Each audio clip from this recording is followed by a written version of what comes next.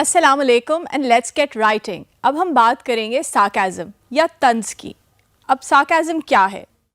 Sarcasm is the use of irony to mock और convey contempt, यानी किसी का मजाक उड़ाना या कंटेम्प्ट शो करना। That is how we define sarcasm. अब आप सोच रहे होंगे सार्काज़म का क्रिएटिव राइटिंग से क्या ताल्लुक़, और ख़ास तौर पे when we are trying to learn creative writing to earn money.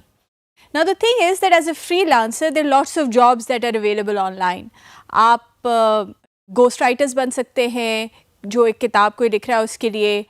आप कंटेंट राइटिंग कर सकते हैं, आप इश्तिहार लिख सकते हैं, आप वेबसाइट्स के लिए लिख सकते हैं। तो इसमें मुख्तलिफ़ किस्म की राइटिंग की ज़रूरत होती है और उसमें सार्काज़म एक तरीका है। That is why we will talk about sarcasm today, कि हम सार्काज़म लिखते कैसे हैं और उसको बेस्ट तरीका लिखने का क्या है। सो अगर हम देखें तो ज़रूरी बहुत ये है कि sarcasm has to be as sharp as a razor, यानी कि वो इतना कोई वाज़े हो कि लोगों को पता चल जाए कि आप सार्कास्टिक हो रहे हैं और बदतमीज़ नहीं हो रहे। ये एक फ़र्क होता है।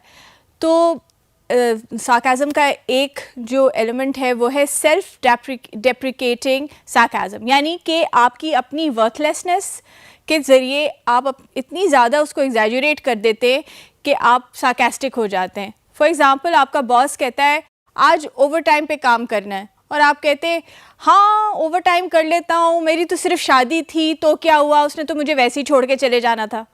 That is self deprecating sarcasm.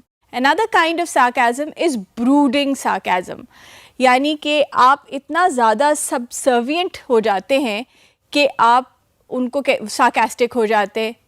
So the boss says you'll have to work overtime this weekend, और आप कहते हैं बिल्कुल जी, मैं तो आपकी खिदमत के लिए हाजिर हूँ, I live to serve you, that is why of course I'll come and work over the weekend। तो आपने ये बता दिया you don't really want to work but you're being sarcastic in your response। Another one is a deadpan, यानी कि लोगों को कुछ समझ ना आए कि आप हैं सार्कास्टिक के नहीं हैं। तो अगर वो कहता है बॉस कि जी ओवर टाइम काम करना है इस वीकेंड, तो आप कहते हैं sure, I had a cult meeting to go to, I just had to kill a goat but that's okay, I will come and work. So again you are showing sarcasm through a deadpan manner. Another is the polite sarcasm, where you become so polite, आप इतने अच्छे हो जाते हैं कि आप sarcastic हो जाते हैं। तो बॉस कहता है कि you have to work overtime and you say of course, मैं तो आइसक्रीम भी ले आऊँगा, मैं खाना भी ले आता हूँ, बिस्तर भी ले आता हूँ, दफ्तर में ही रहता हूँ, मुझे क्या ज़रूरत है कुछ और करने की, of course I'll work this weekend। एक होता है obnoxious sarcasm, where you are actually becoming obnoxious, या थोड़े से बॉर्डर लाइन बदतमीज़ हो रहे हैं आप। तो वो बॉस कहता है कि जी you have to work overtime, so आप कहते हैं कि what the hell, why do I have to work, why doesn't anybody else work, I mean am I the only one. So that again is an obnoxious kind of sarcasm. Another one is manic sarcasm, जब आप इतना ज़्यादा पागलपन के हद तक exaggerate कर जाते हैं चीज़ को या रिएक्ट करते हैं कि वो वहाँ पर भी आप सार्कास्टिक हो जाते हैं। तो जब बॉस कहता है कि लेट्स वर्क ओवर टाइम और you have to work overtime this weekend and you say oh my god really, why am I crazy, are you crazy, why do we have to work, so that becomes an exaggerated kind of a response, so it becomes slightly sarcastic, of course. So he exaggerates his reactions in a manic way, पागलपन के तरीके से, और वो sarcastic हो जाता है। जो एक और तरीका है वो है गुस्से से sarcasm, यानी कि इतना आप गुस्सा करें, इतना exaggerated किस्म का गुस्सा हो कि वो sarcastic हो जाए। So the boss says you have to work this weekend, so of course I'll work, what the hell is this, am I the only one, कितने कितने लोगों को, अगर अच्छा चलो तुम्हारे लिए काम करना है कोई बात नहीं, मैं और 10 लोगों के लिए और भी काम कर लेता हूँ, तुम कहो तो सही, मैं करता रहता हूँ काम। So this becomes N exaggerated sarcasm. So for sarcasm, when we are writing sarcasm, there are a few elements that we have to keep in mind. Timing, just like comedy, timing is extremely important. If you don't say it when you're supposed to say it, or say it the way you're supposed to say it, then it is no longer sarcastic. Context, आप बात कर रहे हैं काम की, तो काम के ही कॉन्टेक्स्ट में सार्काज़म होना चाहिए। अगर किसी और तरीके से होता है तो वो फिर सार्कास्टिक नहीं रहता, बंदा कंफ्यूज हो जाता है पढ़ते हुए या देखते हुए कि ये वाकई सार्काज़म था या नहीं।